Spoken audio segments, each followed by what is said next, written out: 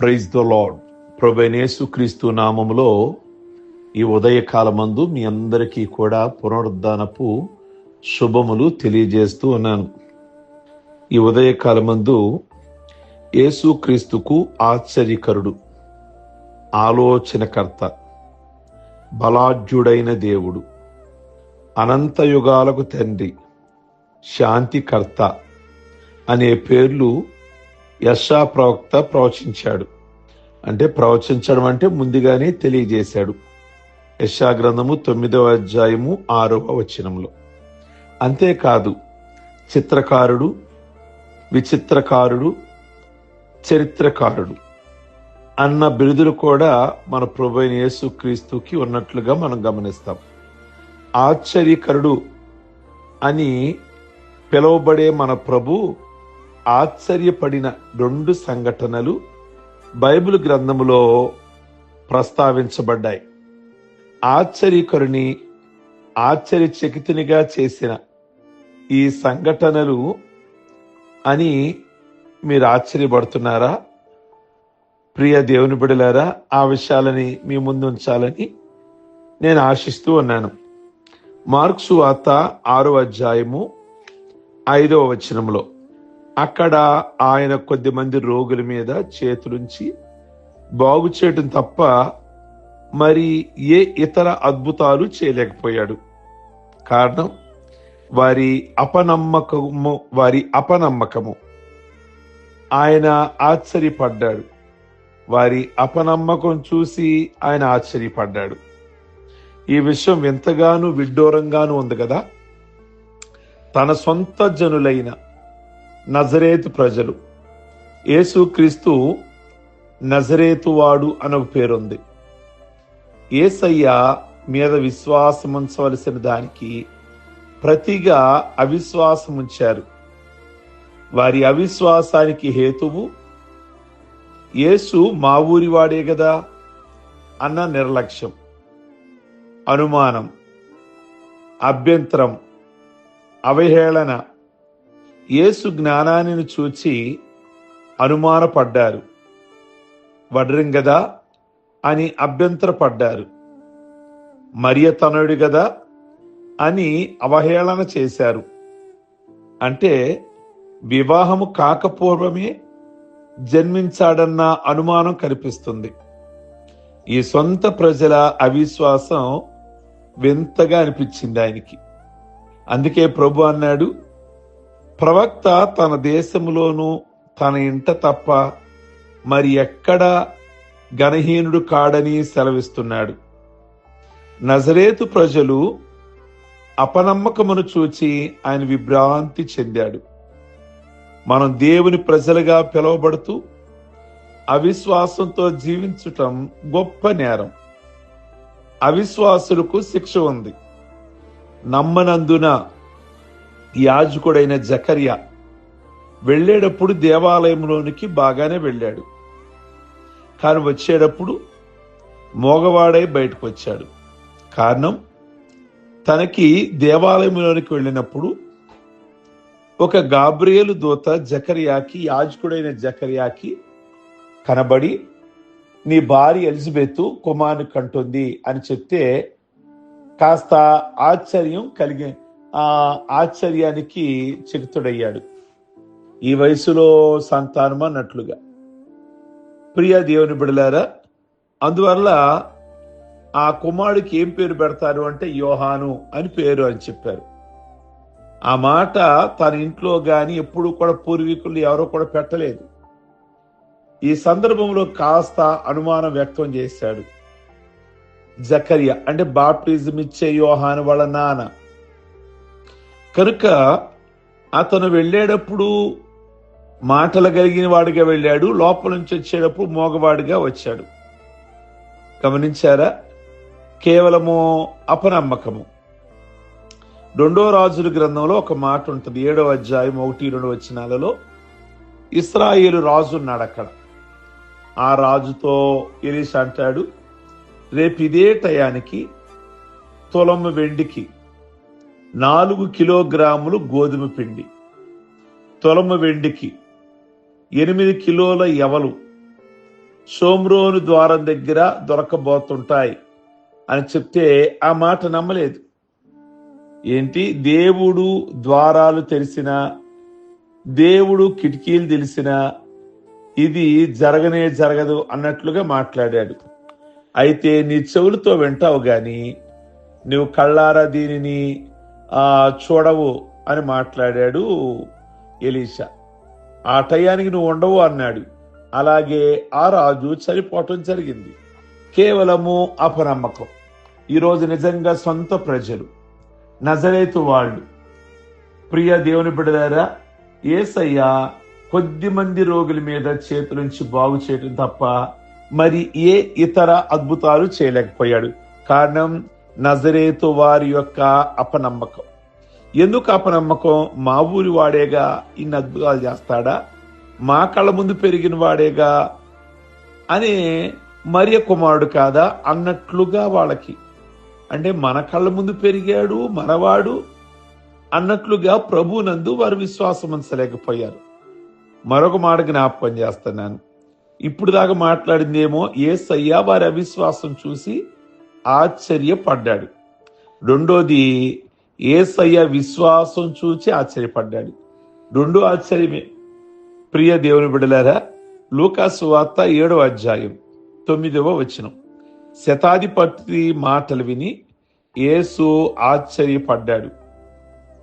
తన వెంట వస్తున్న జనసమూహం వైపు తిరిగి, మీతో నేను చెప్పేది ఏమిటంటే, ఇశ్రాయేలు ప్రజలలో ఎవరికైనా ఇంత గొప్ప విశ్వాసం ఉన్నట్లు నేను చూడలేదు అన్నారు యేసయ్య. ప్రియ దేవుని బిడ్డలారా, ఈ వ్యక్తి శతాధిపతి, అంటే 100 మంది మీద అధికారి. ఆ వ్యక్తికి తన దాసుడు ఉన్నాడట. అతను రోగిగా ఉన్నాడు. యేసయ్యను వచ్చి అతను కోరుకుంటున్నాడు. ఏం కోరుకున్నాడు తెలుసా? ఏమని కోరుతున్నాడు అంటే, ఆయనలో ఉన్న గొప్ప విశ్వాసం యేసయ్య చూస్తున్నాడు. అతడు అన్యుడు, అతడు రోమా సైనిక అధికారి, అతను యూదుడు కాదు, యూదేతరుడు. ఈయనలో విశ్వాసమే కాదు, గొప్ప విశ్వాసము ప్రభు చూశారు. ఇతర గొప్ప విశ్వాసం ఏంటి? ఈ శతాధిపతులు ఉన్న విశ్వాసం ఏంటి? యేసయ్యకే ఆశ్చర్యం కలిగిందా? నిజంగా ఇశ్రాయేలీల్లో ఎంతమందిని ఆయన చూస్తుంటాడు కనుక నేను ఆశ్చర్యపడ్డాను అంటే ఓకే, నేను ఎప్పుడు చూసున్నాను కనుక మీరు ఆశ్చర్యపడ్డారంటే ఓకే. కానీ యేసయ్యే ఆశ్చర్యపడ్డాడు. ఇంటికి వచ్చి తన దాసుని బాగు చేయమని యేసయ్య దగ్గరికి మనుషులు పంపించాడు. అయ్యా, నా దాసుడికి బాగోలేదు, మీరు వచ్చి బాగు చేయండి అని. శతాధిపతి కోరిక మేరకు యేసు శతాధిపతి ఇంటికి వస్తూ ఉన్నాడు. మార్గం మధ్యలో ఉన్నాడు. వెంటనే శతాధిపతి యేసయ్య దగ్గరకు మరో మనిషిని పంపాడు. స్వామి, యేసయ్య శ్రమ తీసుకోకండి, మీరు నా ఇంటికి వచ్చే అంత యోగ్యత నాకు లేదు, మీ దగ్గరికి రావడానికి కూడా యోగ్యుణ్ణి నేను అనుకోలేదు. నేను మీ దగ్గరికి వచ్చేంత యోగ్యుని కాదు, మీరు నా దగ్గరికి వచ్చేంత యోగ్యుని కాదు. శతాధిపతి అంటే 100 మంది మీద మిలిటరీలో ఆఫీసర్, రోమా హక్కు కలిగిన వాడు. ఆ దినాల్లో రోమా హక్కు అంటే చాలా గర్వకారణం, చాలా ధనవంతుడు. శతాధిపతి విశ్వాసం ఎంత గొప్పదో పై మాటలు బట్టి మనకు అర్థమవుతుంది. శతాధిపతి యేసయ్య మాటల్లో గొప్ప శక్తి ఉందని విశ్వసించాడు. ఒక వైద్యుడు మన దగ్గరికి వచ్చి ముట్టి పరీక్షించి మందు ఇవ్వాలని మనం కోరుకుంటాం. డాక్టర్ గారు వినాలని, మనకు కలిగిన దెబ్బో గాయమో ఇంకేదైనా చూడాలని మనం కోరుకుంటాం. అప్పుడు చూసి మెడిసిన్ ఇవ్వాలని కోరుకుంటాం కదా. డాక్టర్ గారు దూరం నుండి మాట చెప్తే చాలు అని మనం తలుస్తామా? తలసం కదా. ఈ శతాధిపతి యేసయ్య మాట చాలని విశ్వసించాడు. అందుకే యేసయ్య అన్నాడు, ఈయనలో గొప్ప విశ్వాసం చూడగలిగాడు. అభినందించకుండా ఉండలేకపోయాడు. విశ్వాసం ఉండవలసిన చోటేమో సొంత ప్రజలు యూదులు, వాళ్ళ దగ్గరేమో అవిశ్వాసం కనిపించింది. విశ్వాసం ఉండదు, అన్యుడు ప్రభువుని ఎరగినవాడు అన్న చాటేమో బలమైన విశ్వాసం ఉంది. అందుకని యేసయ్య ఆశ్చర్యపడ్డాడు. ఈ ఉదయకాలమందు నీ అవిశ్వాసముతో యేసుక్రీస్తుని ఆశ్చర్యపరిచి అవమానిస్తున్నావా? లేదా నీ విశ్వాసంతో యేసుక్రీస్తుని ఆశ్చర్యపరిచి ఆనందిస్తున్నావా? ఒక్కసారి ఈ ఉదయకాలమందు మిమ్మల్ని ఆలోచించమని మనం చేస్తున్నా. ఒక మాట జ్ఞాపకం చేసి నేను ప్రార్థన చేస్తాను. ప్రకాష్ అనే వ్యక్తి ఉన్నాడు. అతడు దేవుడు లేడు అని వాదించే ఒక సైన్స్ విద్యార్థి. పరిణామ సిద్ధాంతంపై గట్టి నమ్మకం ఉంది. అంటే మానవుడు కోతి నుండే వచ్చాడనేది అతని వాదన. అతనికి ఎదురింట్లోనే ఒక దైవ సేవకుడు ఉన్నాడు. వీళ్ళిద్దరికి ఎప్పుడు కూడా తరచుగా ఆయనేమో దేవుడు లేడని, ఆ దేవుడు ఉన్న ఆ మనిషి కోతిలో నుండి వచ్చాడని, ప్రకాష్ అనే వ్యక్తి. ఎదురున్న సేవకుడేమో లేదు లేదు, మనిషి కోతిలో నుండి రాలేదు, దేవుడు కలగజేస్తే మనిషి రూపాన్ని కలగజేసి మనిషిగా చేశాడు అంటాడు.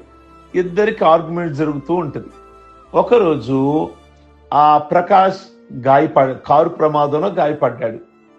ఆసుపత్రిలో చేర్చారు. కొంత రక్తం ఎక్కించవలసిన పరిస్థితి ఏర్పడింది.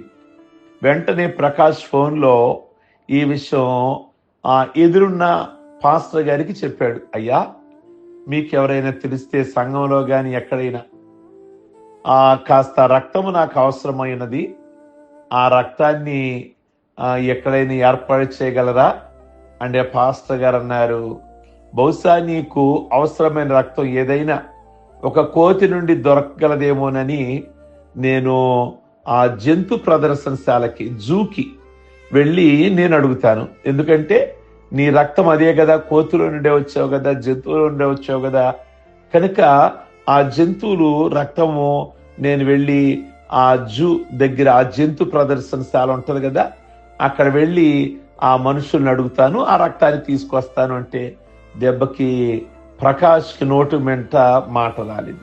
ఈరోజు చాలా మంది అలా వాదించేవాళ్ళు లేకపోలేదు.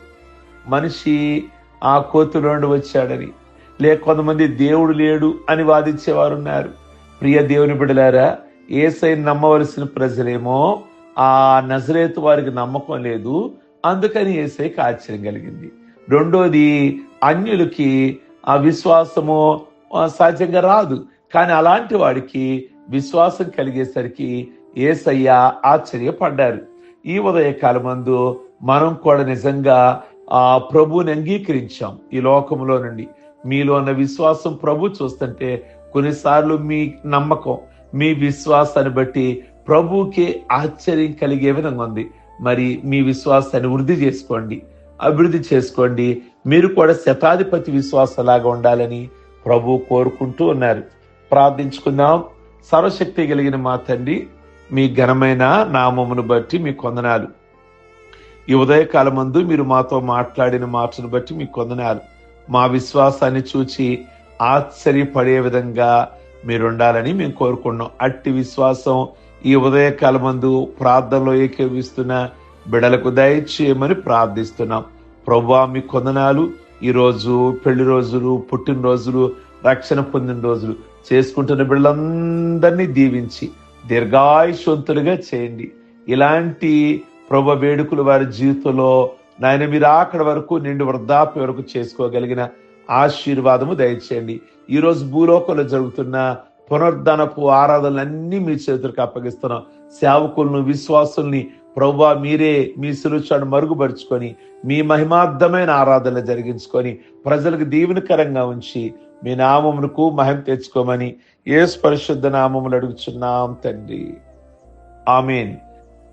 ఈ మాటలు మీకు దీవెనకరంగా ఉన్నట్లయితే మీ స్నేహితులకి ఫార్వర్డ్ చేయండి. అలాగే లైక్ బటన్ నొక్కండి. అలాగే మీరు పొందుకునే మేలును చాట్ బాక్స్ లో తెలియచేయండి. దేవుడు మిమ్మల్ని దీవించును గాక. ఆమేన్.